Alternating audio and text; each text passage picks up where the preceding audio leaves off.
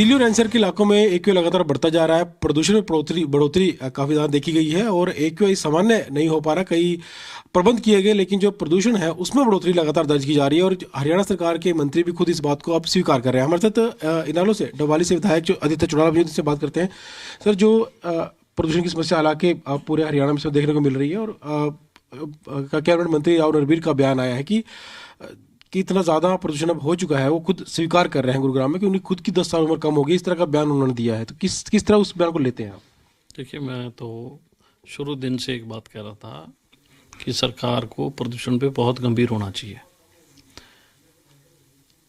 कहीं ना कहीं सरकार ने इस चीज़ को छुपाने के लिए किसानों पे डाला कि प्रदूषण किसान करते हैं, पराली जलाते हैं, उन पे बैन लगाया गया, उन पे फाइन लगाया गया, उनके ऊपर कानूनी कार्रवाई की गई और इसके साथ साथ उनकी फसल अगर वो पराली जलाते हैं तो मंडियों में ना बिके, उनको एमएसपी ना बिके, इस पे भी काम किया गया। एक ही शख्स को कटघरे में डाला गया पूरे प्रदूषण के ऊपर। लेकिन आज आप देख रहे हो कि ना तो किसान पराली जला रहा है, उसके बावजूद ही प्रदूषण इतना है जो अब सरकार स्वीकार करती है। तो ये प्रदूषण कहीं ना कहीं सरकार की जो इंडस्ट्रीज़ हैं हरियाणा की या नियर अबाउट दिल्ली के एनसीआर की जो इंडस्ट्रीज़ है, उन्हीं का ही प्रदूषण है जो कि बहुत घातक और जहरीला है। एक और जो बयान इस समय चर्चा में है, दादा गौतम जो विधायक है भाजपा से, उन्होंने जाटों को लेकर हालांकि पहले बयान दिया था लेकिन उन्होंने माफ़ी मांग ली है इस पर, लेकिन इनालो पर हमला बोला है कि इनालो की सरकार प्रदेश में कभी नहीं आएगी। इस तरह का बड़ा हमला इनालो पर किया हुआ। देखिए, दादा गौतम बहुत सम्मानीय बुज़ुर्ग हैं।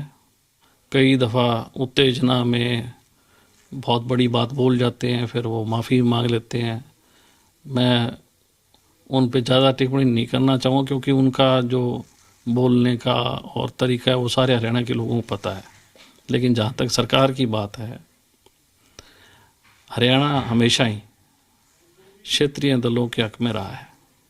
पिछली दफ़ा भी सरकार को वोट देना नहीं चाहते थे लोगों ने मन बना लिया था कि हमें बीजेपी को हटाना है और हटाने के लिए ऐसी कौन सी ताकत है जिसको हमने साथ जुड़ना चाहिए। तो लोगों ने एक ही मन बनाया कि अगर कांग्रेस मजबूत है तो कांग्रेस को वोट डालेंगे। लेकिन वोट डालने के बाद जब गिनती हुई तो उसमें सरकार बनी बीजेपी की।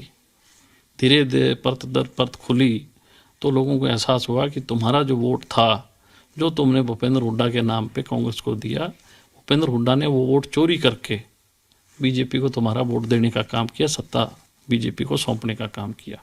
तो ये थे डबवाली से इनालो विधायक आदित्य चौटाला, जिन्होंने तमाम मुद्दों चर्चा की और प्रदूषण को लेकर कहा कि एक बड़ी समस्या है, गंभीर समस्या है। सरकार इस बात को मानती जरूर है लेकिन इसका जो दोष है वो किसानों पर मत दिया जाता है, पराली का इसका दोष दिया जाता है, जबकि पराली से इतना प्रदूषण नहीं होता जितना अन्य कारणों से हो रहा है। तो सरकार को सभी कारणों पर गंभीरता से मंथन करना चाहिए, प्रदूषण कम करने के लिए काम करना चाहिए क्योंकि प्रदूषण अब एक बड़ी समस्या प्रदेश में बन चुका है। वीडियो जर्नलिस्ट राहुल दीवान के साथ विजय राणा जी।